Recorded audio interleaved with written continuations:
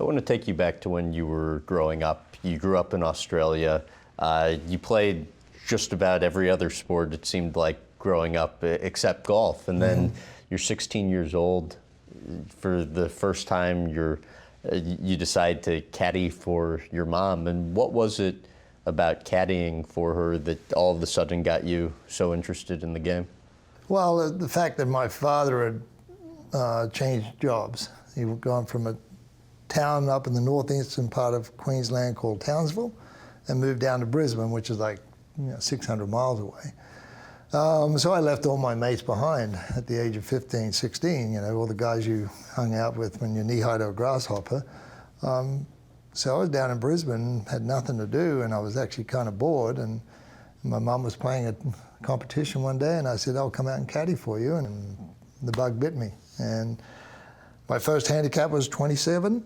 My first official score was 108, and I got down from 27 handicap to scratch in 18 months. So everything happened very, very fast. How much did you start practicing after that initial time caddying? Oh, all the time. Before school, after school. I used to have a code with Mum that I'd call to come pick me up.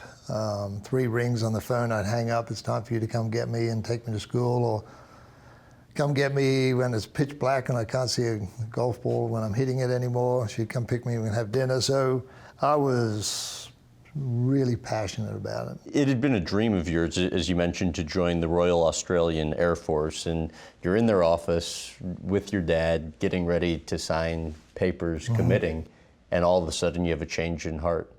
Why? I don't know why. I think deep down inside something told me don't do it.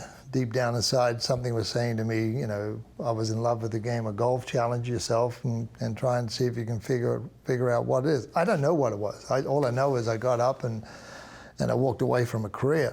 My father wasn't impressed because he didn't know whether I'd be any good at the game of golf. Nobody did. Nobody did. And so I knew I was walking away from a career that was there sitting in front of me. But trust your internal instincts sometimes, they're right. You spend a year after high school surfing, and you come back from that and tell your parents you want to become a professional golfer. What's their reaction at the time?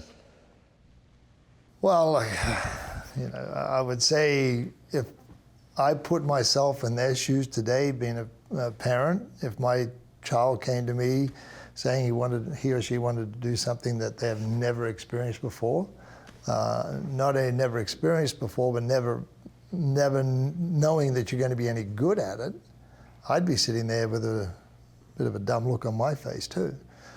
But I was adamant. I've always been that nature. I'm a pretty driven guy, and they just had to accept it. They could see my commitment to it was second to none. I was into it more than anybody else at that time. Quite honestly, even when I was out on the tour, I practiced more than anybody else. Because I figured that if somebody was practicing for 8 hours and I practiced for 10, I'm going to be that much better than that person. Was it tough to go against your parents then? Look, it created a rift with my dad and myself, there's no question about it. My dad was a professional, he owned his own business, and he was hoping I would go into the business, and follow in his footsteps, which every father would want. So at the end of the day, we kind of separate a little bit, I think, because it just created a little bit of tension in there. But now it's totally different. I've had my dad sit on a board of a company I owned in Australia. He's a very intelligent guy, and he taught me a lot about business as well, in the latter part, in the last 15, 20 years. So I've learned a lot from him. And now it's great because, I explain to him what's going on in my life and business, and quite honestly, he invests in a couple of companies I've been involved with. So he's happy, he's getting a good dividend return. And you've been open, about this growing up. He was tough on you. How long did it take for him to tell you that he was proud of you? Look, my father, I think I truly believe every generation's different in how they express themselves, and how you express yourselves is directly affected by how your parents or those parents have expressed themselves onto you.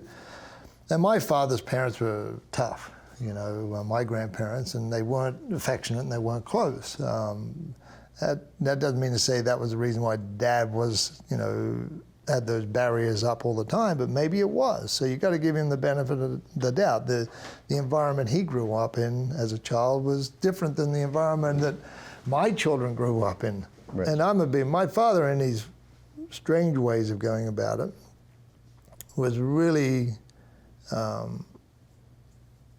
great driver for me at the end of the day, because it drove me onto the fear of failure. Because if I failed, not only do I let myself down, but I let my family down.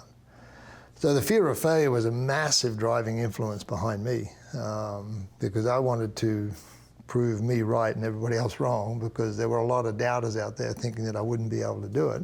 And at the end of the day, that fear of failure was probably the tip of the spear that drove me the hardest.